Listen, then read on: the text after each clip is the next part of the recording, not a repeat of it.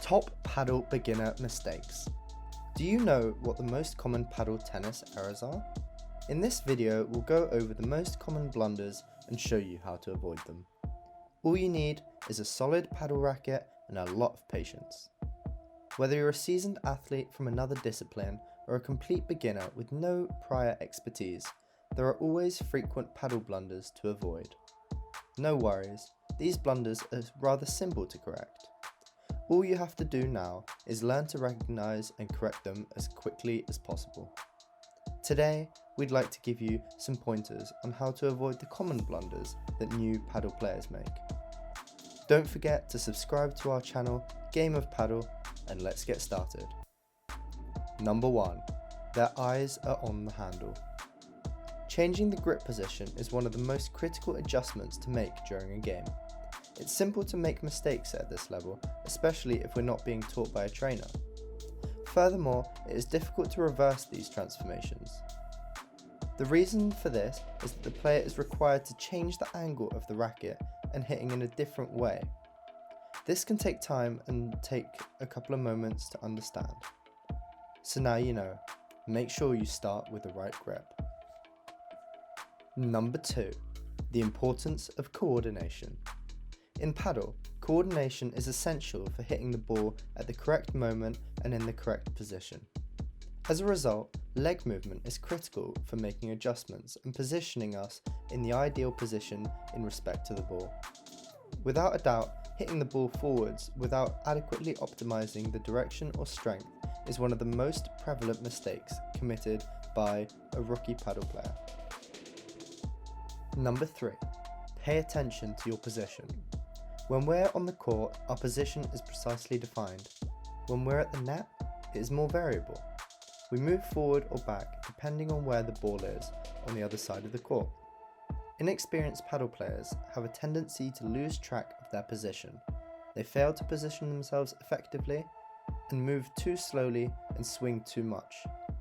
This uses up too much strength and makes you tired faster.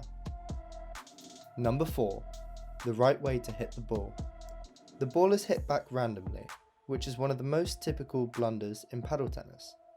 This causes us to throw the ball towards the air without jumping into the opposing field. Control, balance, and preparation, as well as understanding where to hit the ball, are all important aspects of hitting the ball. To play paddle tennis correctly and avoid common beginner mistakes, pay attention to the rules and technique. Since we want the ball to stay in the court for as long as possible, the more time you have to play, the better. Number 5. Control and optimization for beginners. Another common beginner's paddle mistake is that we find we use too much strength and don't have control while hitting the ball. We frequently hit the ball from any position without paying attention to the stroke's technique and strength. As a result, the players might miss the ball or strike it too hard. To avoid this, practice without hitting the ball so that when you hit the ball, you know exactly what to do. Number 6. Use your knees and bend them. Beginners often hit the ball with no squat, which is understandable. They prefer to bend their backs rather than their knees to hit lower balls. As a result, it's much harder.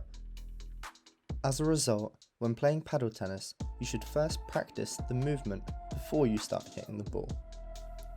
Number 7. Playing too hard and too quickly. This is the most typical blunder made by paddle newcomers. Most beginners do this all the time, both on offense and defense, but they'll quickly realize it's not how the game should be played. Yes, you can smash when the opportunity arises, but getting to that point in time requires planning and control. When you initially start, you see that striking the ball hard causes it to bounce around the walls, making it difficult for many players to recover it, so you keep doing it. Number 8. The net game isn't working for you. When it comes to getting the net game correct, there are 2 crucial elements to consider. They are as follows: approaching the net at the right time and not being aware how to stay there. A common rookie mistake is failing to approach the net at all. Instead, players tend to stay at the back of the court which makes them incredibly easy to play against. They may get to the net, but then forget to hold that position and return back to where they're more comfortable. When you're at the net, maintaining your control and position is critical. Number 9. Getting the racket ready. Ensure that your racket is constantly up and ready in any situation. You'll observe that professionals usually have 2 hands on the racket, holding it upright and directly in front of them rather than pointing it down. Coaches advise keeping the racket pointed up with a solid wrist rather than holding it down as if pouring water from a jug. Prepare the racket in front of you, pointing up before every volley and overhead shot. Number 10. Avoiding the use of the walls. The next beginner mistake, especially for those who come from a tennis background, is not making enough use of the barriers. You should make use of these walls as much as possible. It not only gives you time to plan your next shot, but it also gives you time to execute it flawlessly. You must become friends with the wall, and if you want to improve your paddle game, or perhaps reach a higher level of paddle, as much as possible, practice using the walls. The more you practice, the better you'll get, and the more you understand how the ball bounces and returns back off the walls and sidewalls. Number 11. Not knowing how to play proper paddle. Paddle is a very strategic game with a very different playing style than tennis or squash. This is what novice players are often unaware of. A professional paddle player, for example, will never hit a topspin stroke. If you want to improve your game and become a real paddle player, you must first learn how to play the game properly. Slowing down the game, using the walls, hitting lobs when defending, approaching the net at the appropriate time, and finishing the point when you get the chance are all examples of how to play in the proper manner. Number 12. It's crucial to have a positive outlook. When you're playing with better players, having a positive outlook is essential. Don't leave any balls or give up on a certain shot because you believe your opponent is superior. Instead of focusing on the opponent, you should focus on the ball. Consider if you're losing a point, make sure you understand why you've lost the point. In paddle, thinking, "There was nothing I could have done here," is a risky mindset. Instead, consider, "How could I have gotten that back?" Or, "What went wrong in that point?"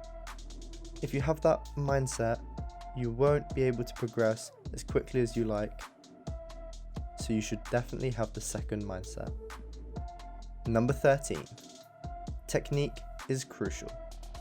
Technique is extremely crucial, If you use proper technique, your shots will be much faster, more efficient, they'll feel more natural, and it will be harder for your opponent to return them. It is difficult to learn this by simply watching others. To gain technique, it is much better to have a practice session with a coach. Number 14. Striking moves. If you have bad footwork, even powerful moves will not help you win.